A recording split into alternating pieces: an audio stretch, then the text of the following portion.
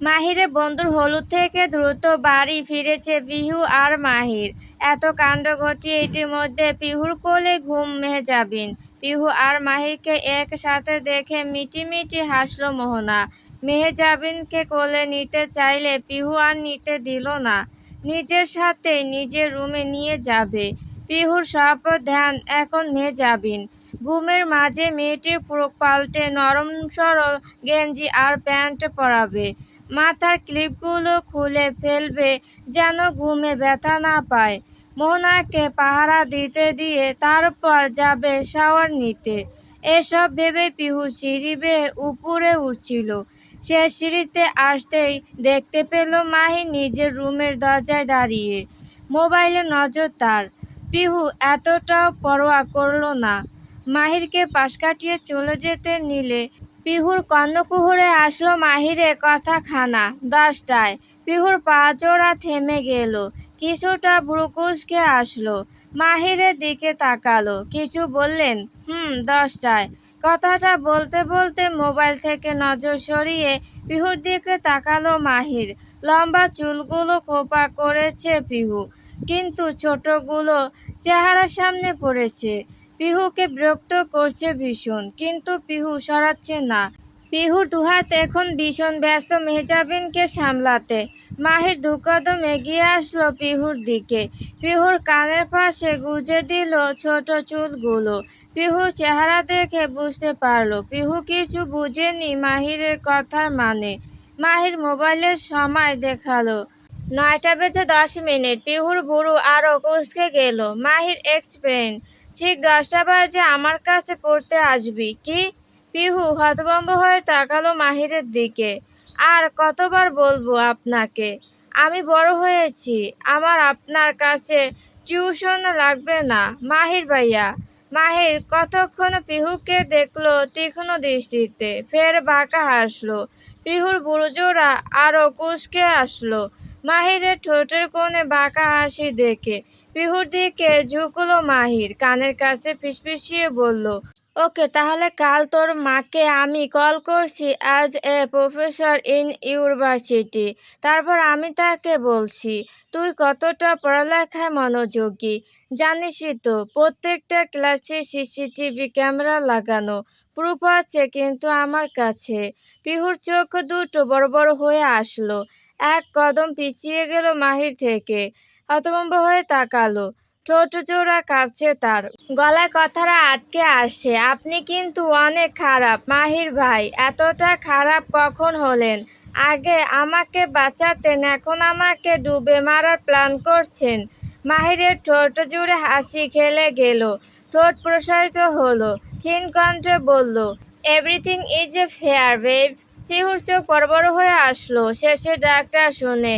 মাহি চাপা হাসতে হাসতে রুমের ভেতর চলে গেল বাকি কথাটা আওড়াতে আওড়াতে নিজের মাঝেই। In love and war. রাতে তখন 10টা বেজে 5 মিনিট। স্টাডি রুমের আধ খোলা দরজাটা এবার পুরোটাই খুলল পিহুর আগমনে। মাহি টেবিলের একপাশে বসে বইয়ে চোখ বুলাচ্ছে। পিহু এসেছে জেনেও তেমন একটা আগ্রহ দেখালো না।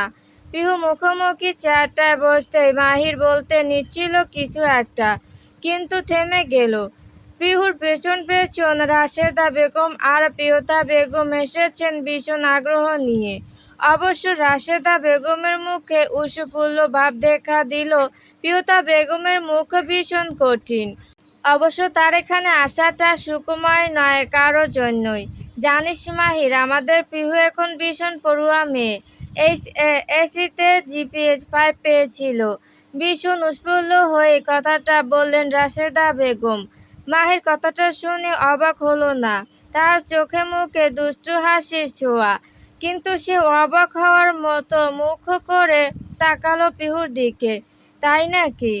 পিহুর আর চোখে মাহিরের দিকে তাকালো, চাপা স্বরে বলল, জি। মাহির এক ভুরু উঁচিয়ে বলল, শুনেছিলাম কার নাকি প্রেমে পড়েছিলে ক্লাস 10-এ।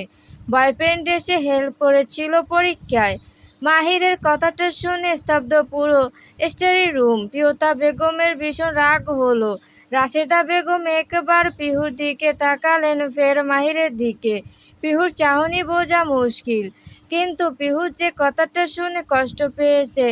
এক আঘাতপ্রাপ্ত বাঘিনীর মতো ভীষণ শক্ত হয়ে উঠল, চাপা স্বরে বলল, উষ্ট্রমারি বয়ফ্রেন্ডকে। কথাটা শুনে মুখ হা হয়ে গেল মাহিরের। পিহু ফের বলল, সামনে পেলে ওকে কুকুর দিয়ে দৌড়ানি খাওয়াবো, নদীতে কুমিরের কাছে ছেড়ে দেব, জঙ্গলে বাঘের কাছে ফেলে আসবো। মাহিরের কথাগুলো শুনে মুখ চুষে আসলো। পিহুর সাথে রাশেদা বেগম সাই মেলালো। রাশেদা বেগম, একদম ঠিক বলেছিস তুই পিহু। কথাটা বলে মাহিরের দিকে তাকালেন রাশেদা বেগম। জানিস মাহির, ছেলেটা একটা আস্ত লম্পট, ওর 14 গোষ্ঠীও লম্পট। কিভাবে আমার এত সুন্দর মাইয়ের মন ভাঙতে পারলো? আমার মাটা না কত কান্না করছিল ভাত খাইতে গিয়া কাছে। ও ছেলে কখনো সুখী হইব না, দেখে নিস। কথাটা বলতে বলতেই পিহুর মাথায় পিঠে হাত বুলাতে লাগলেন রাশেদা বেগম। দুজনই চলে গেলেন মাহির আর পিহুকে একা ছেড়ে। কিন্তু একটু পরপর একবার করে কখনো রাশেদা বেগম আসেন তো কখনো প্রিয়তা বেগম। এদের মাঝে পিহুর সাথে কথা বলার সুযোগ পেল না মাহির। কিন্তু সারাক্ষণ মাথায় চলল, পিহু তার জন্য মনে ভীষণ একে যেতে পুষে রেখেছে। পিহুকে 5 বছর আগে ছেড়ে চলে যাওয়া, কথা না বলা, সব আস্তে আস্তে পিহুকে মাহিরের জন্য জেদি করে তুলেছে, যা পিহুকে আগের চেয়ে নরম নয় আরও শক্ত করে তুলেছে। পড়ালেখায় মন বসাতে বাধ্য করেছে। মাহির একটু একটু পর আর চোখে পিহুর দিকে তাকাচ্ছে, আর পিহু সেটা খেয়াল করেও ইগনোর করছে। তার তাকানোর ইচ্ছে নেই। মাহির তার ক্ষত গায়ে নুনের ছিটা লাগিয়ে দিয়েছে। 5 বছরের সব কষ্ট তার চোখে ভাসছে। লিখতে পারছে না খাতায়, হাতে কলম চলছে না, গলা আটকে আসছে। পিহু যেন শ্বাসকষ্ট হচ্ছে।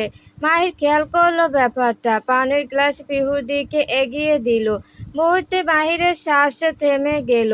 পিহু তার দিকে তাকিয়েছে। পিহুর চোখ দুটো রক্তিম হয়ে আছে।